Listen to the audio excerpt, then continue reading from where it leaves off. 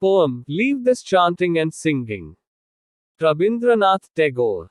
Leave this chanting and singing and telling of beads. Whom dost thou worship in this lonely dark corner of a temple with doors all shut? Open thine eyes and see thy God is not before thee. He is there where the tiller is tilling the hard ground, and where the path maker is breaking stones. He is with them in sun and in shower, and his garment is covered with dust. Put off thy holy mantle and even like him, come down on the dusty soil. Come out of thy meditations and leave aside thy flowers and incense. What harm is there if thy clothes become tattered and stained? Meet him and stand by him in toil and in sweat of thy brow. Rabindranath Tagore. About the author. Almost every Indian knows the name of Rabindranath Tagore, and the great poet, novelist, essayist, songwriter, playwright, and political and social leader that he was. Bengali literary world in particular as well as Indian literature in general cannot think of its presence and identity without taking into account the writings of Tagore, who not only got Nobel Prize for Literature but also created a much needed political and spiritual representation of India in the world scenario, that Indian culture and literature could not be neglected anymore to be something which is not up to the standard of the European civilization. It is true that India has achieved much greater heights in many fields in comparison to that of the West, but Rabindranath Tagore with his writings made it reach greater heights. Rabindranath Tagore (1861–1941) is one of the greatest writers, poets of the world. He was born on the 7th of May 1861 in Jorasanko, Calcutta. He belonged to the gentry. His father Devendranath Tagore was a zamindar. He was known among the people as Maharishi. His mother's name was Sharada Devi. Rabindranath Tagore was brought up in a large family in their palatial mansion at Jorasanko. He did not have a formal education in school like other school-going children. Tutors were provided at home. He was sent to St. Xavier's School, but he failed to continue being in school. The reason was that he was never comfortable in school and was unable to take interest in the school curriculum. For him, the school was a combination of hospital and jail. So he was brought back home by his family. He had his training in various subjects through home tutors. He also joined Presidency College in Calcutta. But he left the college as soon as he joined. Then, he went to England in early October of 1878 for higher studies. The atmosphere of a large and affluent family was responsible for his character development. He was not very social and preferred his own company. The members of his family were very interested in artistic activities.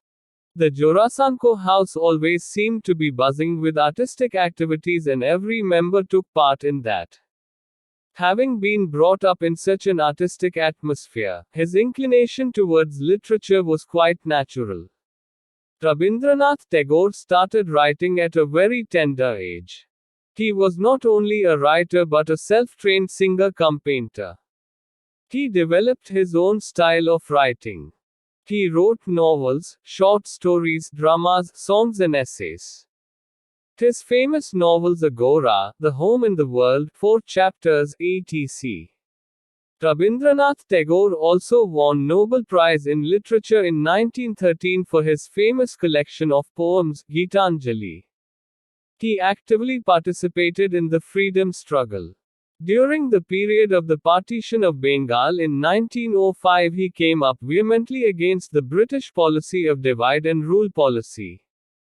Rabindranath Tagore gave up his knighthood as a protest against the Jallianwala Bagh incident, in which many innocent Indians were killed by the British. His participation in the Indian freedom struggle directly through his actions and indirectly through his writings created a stir in the early 20th century Bengal. Our national anthem Jana Adi was written by him.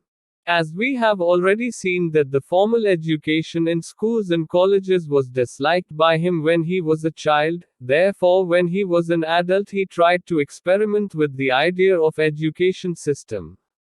Consequently he opened a school in Shantiniketan on the 21st of December 1901. Till now, in West Bengal the Shantiniketan University is one of the famous universities which believe in an informal relationship with students and teachers. He was not only a great writer but a great visionary. He has his dream of a perfect, peaceful world. His visions and dreams are reflected in his works. He passed away on the 7th of August 1941.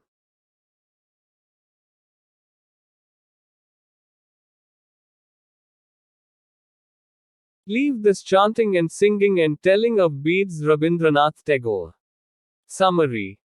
Leave this chanting and singing and telling of beads is a short lyric poem written by Rabindranath Tagore. The poem is addressed to a devotee who performs various rituals to please God. The poet advises him if he wants to meet God, he should work hard. The poet asks the devotee to whom is he worshipping in the dark lonely corner of a temple where all the doors are shut. God is not there in the temple but he is with the farmer and path maker in their hard work. He is with them in all seasons and in all circumstances. God's clothes are dusty. His advices to the devotee that he should also take off his holy cloth and experience the dust. The poet questions the devotee what is deliverance or emancipation.